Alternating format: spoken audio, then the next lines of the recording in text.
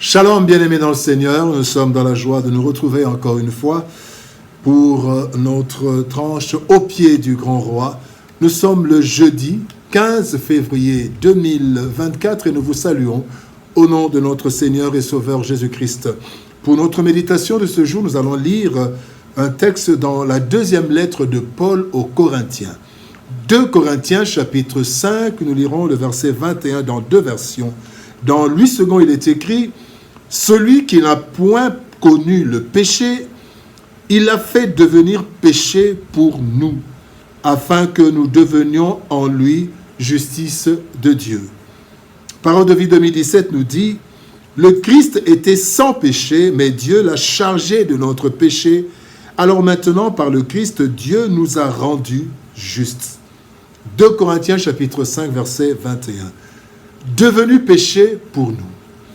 Devenu péché pour nous, tel est le thème de notre méditation de ce jeudi 15 février 2024. Bien-aimés dans le Seigneur, nous sommes tous pécheurs et privés de la gloire de Dieu, dit l'Évangile selon Romains, dans le livre de Romains, chapitre 3, verset 23. Tous ont péché et sont privés de la gloire de Dieu. Plongés dans le mal, personne n'était capable de venir au secours des autres. Cet état des choses était désastreux et sans issue. Ainsi, l'apôtre Paul de s'exclamer dans Romains chapitre 7, verset 24, « Misérable que je suis, qui me délivrera du corps de cette mort? » Qui? Seul un homme parfait, hors de notre condition, pouvait faire l'affaire.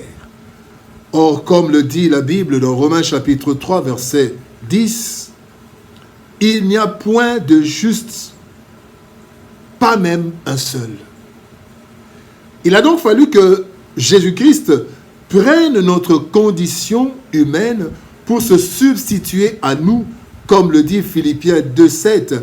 Il s'est dépouillé lui-même en prenant une forme de serviteur, en devenant semblable aux hommes et ayant paru comme un simple homme. C'est ce que le texte de ce jour nous relate. Le miracle du salut par la croix. Quelle leçon tirer? Première leçon, complètement perdu. Ésaïe 64, verset 5 nous dit « Nous sommes tous comme des impurs, et toute notre justice est comme un vêtement souillé. Nous sommes tous flétris comme une feuille, et nos crimes nous emportent comme le vent. » Cette vérité, bien-aimée, ne se voit peut-être pas à première vue, mais le péché a complètement détruit l'homme. En effet, le péché a détruit tout homme. Tous sont péchés et sont privés de la gloire de Dieu. Nous avons cité cela, Romains 3, 23. Mais aussi le péché a détruit tout l'homme. Le corps a perdu ses capacités et il est condamné à retourner à la poussière. Genèse chapitre 3, verset 19, dans la sentence, il est dit « Jusqu'à ce que tu retournes dans la poussière ». L'âme affectée par le péché est attirée continuellement vers le mal. Romains chapitre 7, verset 18 nous dit « Ce qui est bon, je le sais, n'habite pas en moi, dans mon âme, dans mon être. » Et l'esprit affecté est aussi mort. Éphésiens chapitre 2, verset 1 nous dit « Vous étiez morts par vos offenses et par vos péchés. » Humainement parlant, il n'y avait donc aucune issue, car Dieu avait déjà prévenu l'homme.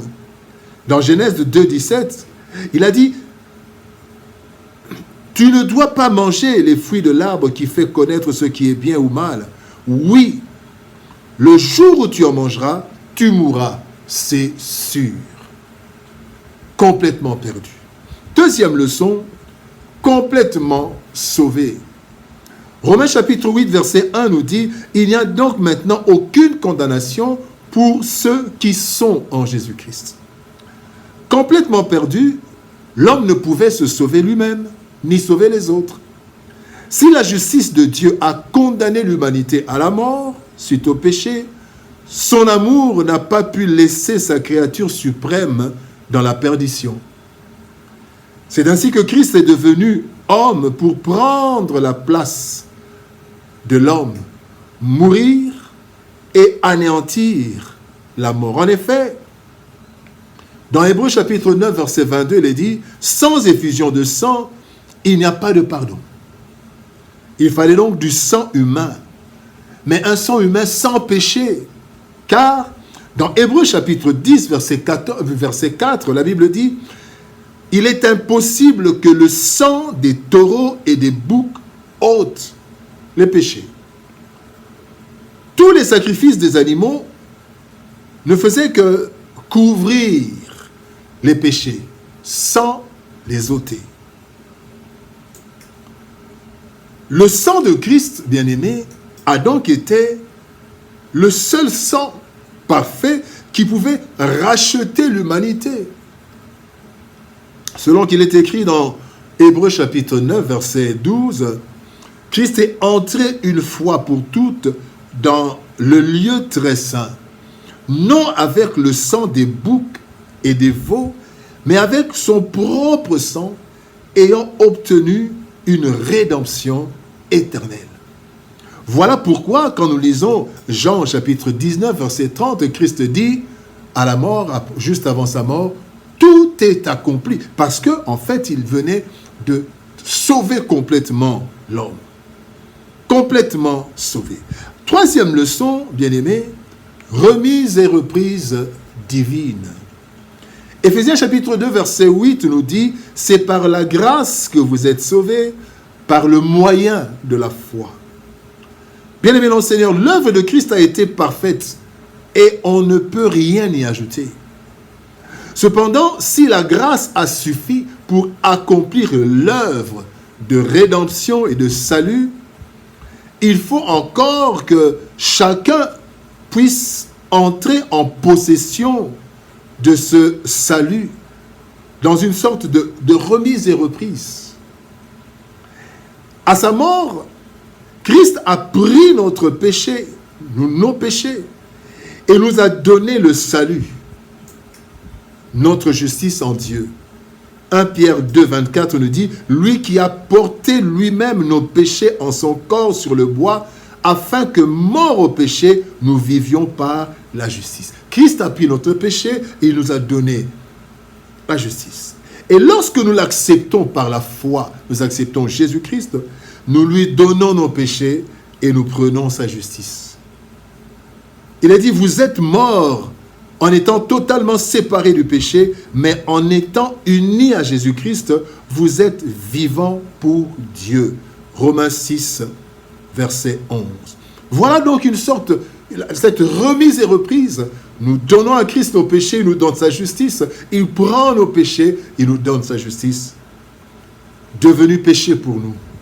Bien-aimés dans le Seigneur, nous étions tous perdus, voués à la mort à cause du péché.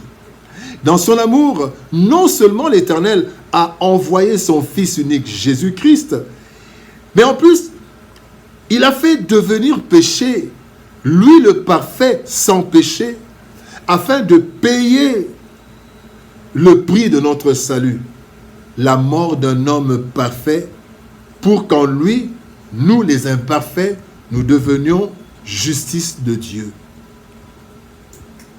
Si ce salut est l'œuvre de la grâce divine, son obtention s'opère par la foi de chacun de nous en Jésus-Christ. Quelle grâce! Quel sacrifice! Christ est devenu péché pour nous. Nous qui étions complètement perdus, nous avons été complètement sauvés. Et dans une sorte de remise et reprise, il a pris nos péchés, il nous a donné sa justice. Prions. Éternel Père de gloire, Dieu Tout-Puissant, quel merveilleux sacrifice dur pour Christ, mais qui est la source de notre salut. Seigneur, merci d'avoir donné ton Fils unique Jésus-Christ. Tu l'as fait devenir péché afin que nous devenions justice en lui. Quelle grâce! Aide-nous, Seigneur de gloire, à toujours être conscients de ce sacrifice suprême et à donner nos vies totalement à Jésus afin que l'œuvre de la croix ne soit pas une œuvre vaine. Seigneur, touche les cœurs de ceux qui ne ressentent pas encore cela, qu'ils sachent que Christ, le parfait, sans péché, est devenu péché pour nous, afin que nous soyons en justice en toi, Seigneur. Au nom de Jésus-Christ, nous avons ainsi prié, Père. Amen.